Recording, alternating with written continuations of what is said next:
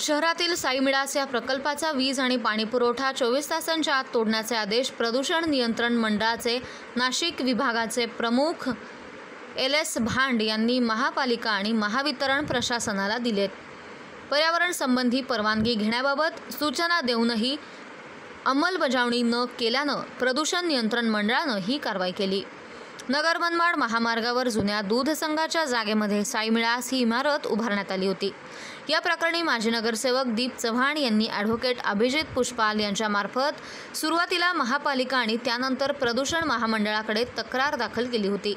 इमारत बांधकाम प्रकल्पासाठी प्रदूषण नियंत्रण मंडळ आणि पर्यावरण विभागाची परवानगी न घेतल्यानं हे बांधकाम थांबवण्याचे आदेश महाराष्ट्र प्रदूषण नियंत्रण मंडळानं दिले होते।